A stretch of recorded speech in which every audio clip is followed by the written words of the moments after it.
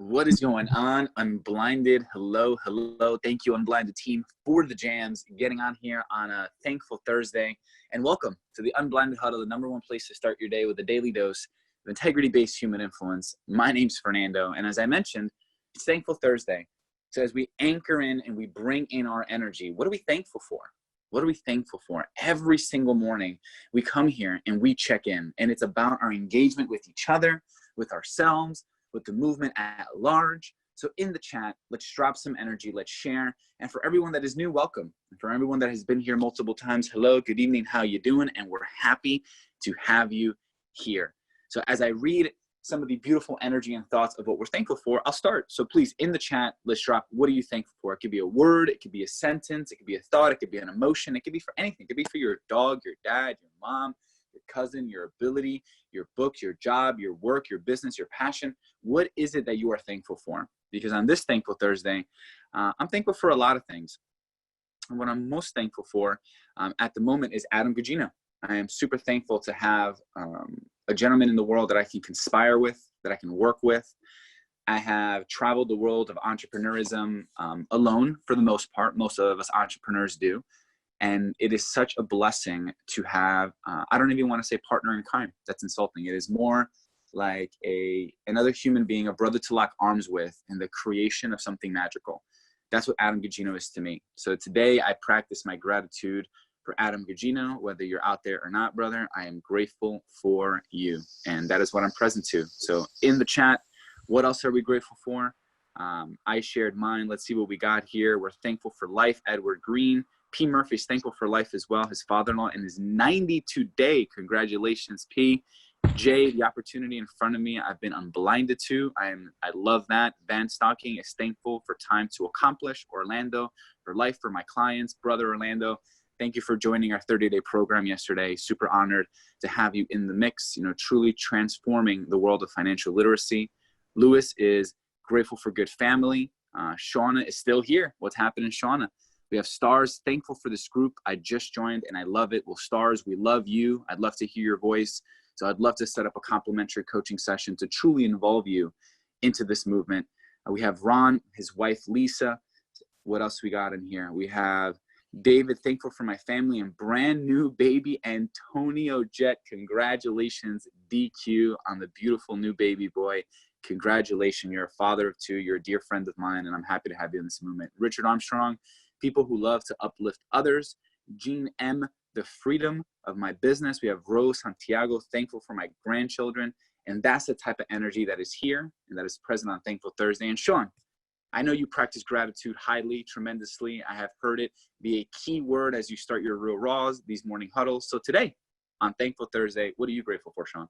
Hey, Fernando. Good morning, everybody. I'm thankful for you all being here, as always, and for everything that we're creating. And what is popping for me is that I'm thankful for a language, a phraseology that I've adopted about myself. I said it the other day, but I really want, I hope I offer this as an opportunity for all of us to consider the energy that our language creates in and around us. And what I'm saying is I co-create simple, fun, and magical micro distinctions and frictionlessness that free exponential abundance. I co-create simple, fun, and magical micro distinctions and frictionlessness that free exponential abundance. That I am thankful for the awareness of the power of language and what it creates and co-creates. And that's what we're here to do. And I'm also thankful for the awareness that the formula provides of levers to pull to make the things happen that we want. And I'm thankful for the awareness of a distinction between a growth mindset and a fixed mindset. If I could drop in on that. So this is the beautiful board from yesterday for the Real Raws, breaking the entire formula down. But I think it's such a basic key point for us to jump in off of. It's just really, and so for some of you visual learners, and we're gonna be employing some more visual dynamics because I realize how auditory I am and how sometimes things don't land as much for folks that are more visual. So it's just, there's two worlds, right? There's the world of growth and the world of fixed mindset, right? So growth mindset or fixed mindset. And that distinction is the first distinction that will change our life. So if we stay in the camp of fixed mindset, it's literally, this is a several-year-old TED Talk video, which is amazing. It's short. We should post it in the chat, Chaz, if you don't mind. And it literally talks about the brain functioning of a growth mindset, that there's different parts of the brain that light up than a fixed mindset. And we can change this. And when we're in a growth mindset, that's the distinction of learning, of belief that anything that's not going the way we want, that there's a simple solution to it. The fixed mindset is that things are the way they are. The fixed mindset is like things can't change. And the fixed mindset, as the video talks about, is rooted in a relatively benign, what appear as a benign challenge, and actually not a challenge at all. And it creates extraordinary blocks. And that is from the time that we're little, how we're taught as children, as teens who grow up.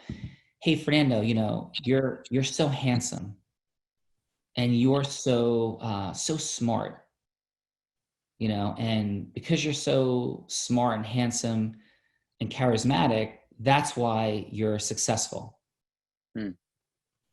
That's the creation of a fixed mindset. So when I'm telling my kids, you're so athletic, Courtney, my daughter, you're so athletic, and you're creating acceleration and success because you're just so athletic. Like, you're the best soccer player, you're the best athlete. It's creating a fixed mindset. And the reason it's creating a fixed mindset is when Courtney then doesn't come through and doesn't succeed. Do you know what the conclusion in the brain is, Fernando? Thoughts are running through my mind, but I'm curious. What is the reaction in the mind? It's, I'm not athletic enough. It's that you're created that way. It's fixed. So Fernando, you're so likable, handsome, smart, charismatic. And then when somebody says no to you, Fernando, if your brain is fixed into that thinking, then it's because you're just not smart enough, handsome enough, likable enough. So the growth mindset is about, hey, you work so hard, you can make anything happen. But then we have transform language. So my belief is, as we learn and as we believe that learning is simple, fun, and magical, right? Simple, fun, and magical creates micro distinctions in frictionlessness, the ease of things that free, not unlock, that free exponential abundance. And these aren't just words. They're literally how it impacts, they're literally the building blocks of our self-mastery. So I say public speaking, I say call somebody and merge ecosystems. I say watch module do the assignments.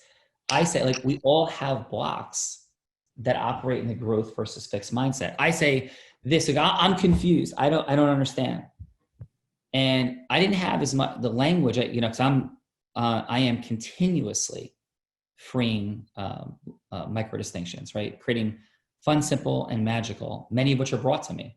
And I mentioned to you this weekend at Tony's house before, at Mary Gertz, who I'm going to have on the Huddle soon for sure. Love her. Brilliant woman, unbelievably successful. And Mary is a genius in this space. And I've been in the space of transformational vocabulary for 23 years. And she elevated my mastery beautifully, right? She freed micro distinctions that flow exponential abundance. And even saying things, sharing, for me, about, I was going to say unlock. I don't unlock. figure out. I don't figure out. I'm not confused, right? We say that for fun, but some people do say, well, I'm confused. I don't understand.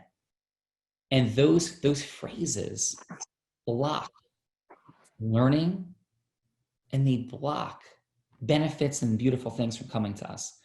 The week I have had, right, is so extraordinary since I've been phrasing things this way. I just offer this to you. The ease, the flow. And I talked to Michael Smiken. And by the way, Michael Smiken and Fred Pinto are going to be on tomorrow. I'll come back to that in a moment. And Michael Smiken, I spoke to him. A lot of our language in litigation for Calgary law has been rooted in the language of war, the language of being like ultimate warriors, you know, that we're going to drop bombs. We're going to like crush fear and distortion, right? We're going to destroy these liars, right? So we have that language like war, battle, tent, and we are great at that. And there are times that is absolutely necessary. But as a default concept, a default energy, like just as that's who we are, that creates blocks and draws other energy. It draws combative energy. It draws warlike energy. It draws conflict. Just like saying unlock something draws something to unlock. And it doesn't just draw it metaphysically, it draws it when our brain notices. So our brain notices something to attack and fight if we're in fight mode. It doesn't mean it is not something legitimately inappropriate occurring, but it draws our energy of like fight, you know, right? Fight or flight. And I don't fight. And so it co-creates outcomes on an energetic level and just a brain functioning level. So if you're saying, I don't understand, that's showing up many places and blocking your flow of learning, your flow of activity, and your magnetism. Not understanding is not attractive. Right? It's not attractive. Being confused is not an attractive, heroic quality. And you could say, hey, I need a little more clarity. You know, I need, not even need. Right now I'm going to gain, like, what if we communicate this way? Hey, I'm going to gain a micro distinction right now. Simple, fun, and magical micro distinction that's going to free exponential abundance. And if right now you're feeling any weight of this, like, oh my God, I got to like learn this. And this is a lot. Like, I just want to, like, that's the same dynamic of fixed mindset. And let's instill in each other our ability to just co-create simple, fun, and magical micro distinctions all the time. Every time you come here, more micro distinctions, more micro distinctions, more micro distinctions that free exponential abundance. Every time you're taking action, you're freeing exponential abundance, freeing exponential abundance, freeing exponential abundance. That it's just flow and simple. And that doesn't mean not action. It doesn't mean not to have time blocks. It does. But it's how we're energetically approaching them. Like the difference between, okay, I'm going to do this. I'm going to like effort this. It's flowing less effort and having things more exponentially flow. And that's what we're doing here. It's not like you're not transforming. You're not transforming. You're just freeing the greatest parts of you so they flow and you co-create magic and exponential abundance. Like, and the precise language choices are yours. Like, who are you? And maybe drop it in the chat. Like, what resonates for you of how you co-create magical, beautiful things that flow, that occur, and not flow without action. And listen, actually, yeah, flow without action. And some of that flow with action, because your one action can create momentum and ripple that are massive and exponential and so far beyond what we can even conceive of. And I'm literally standing in the space now, and I'm blinded of these types of things occurring. And it's remarkable. And energy is freed, flow is present, love is present, acceleration is present, truth is present, higher vibrational energy is present. And those things being present create more flow and exponential abundance and sharing with all. Okay. So that said, Fernando, what say you? Anything in the chat?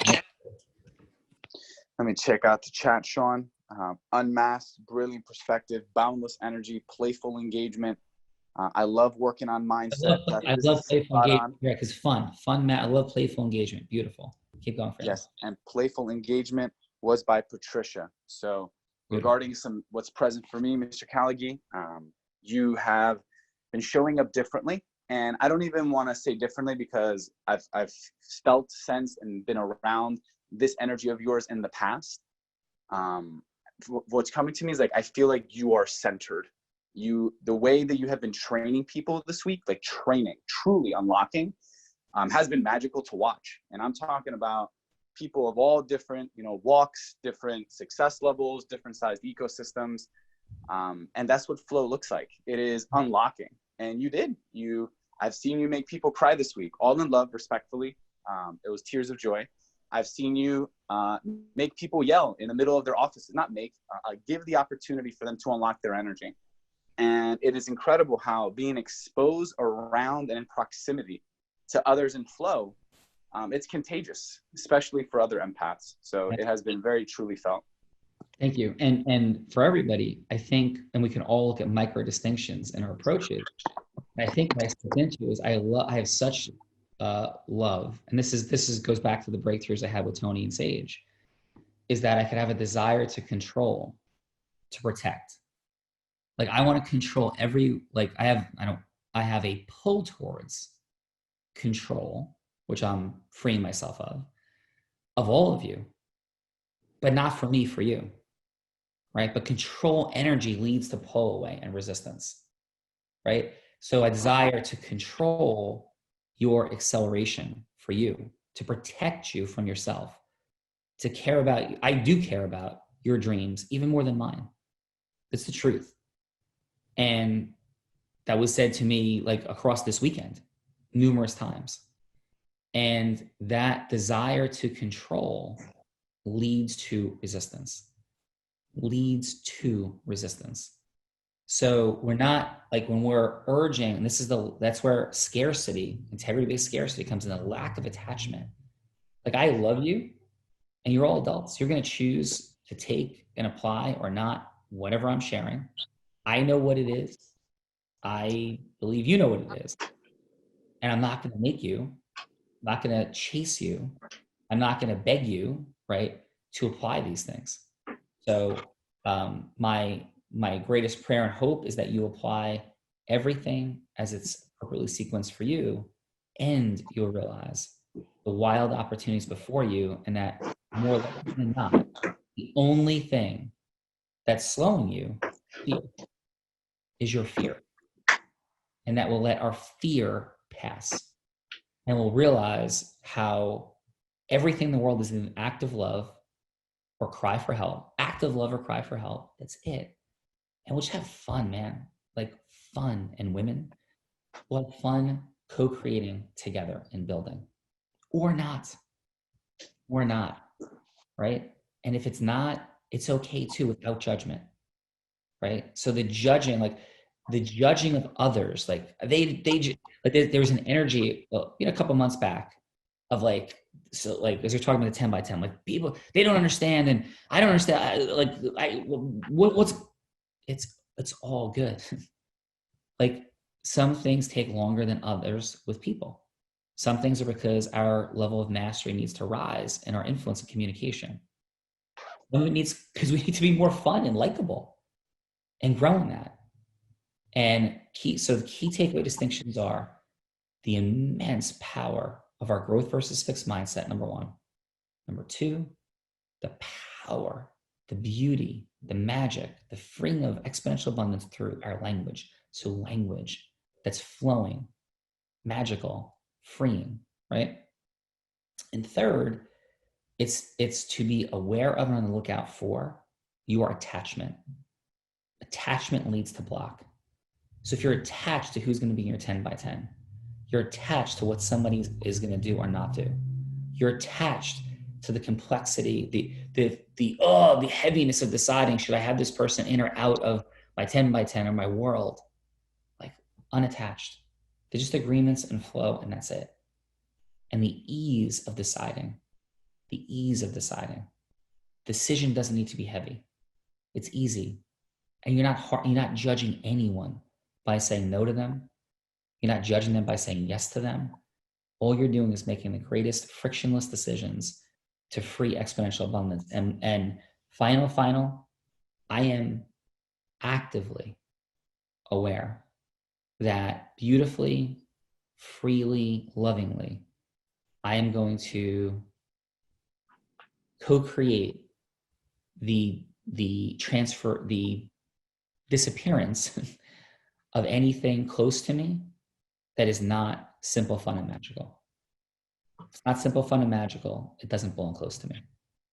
If it carries drama, if it carries a different energy, then it just doesn't belong in my world or your world, right? And as you show up that way, without attachment and chasing, even out of love, not out of any self-interest, except the self-interest of your desire to control because you care, right? Which many of the people, deep-hearted people, find their way towards that pull, to let that all go. So in love, I share all that. And I share this. I'm really proud of Michael Smike and Fred Pinto, partners of mine.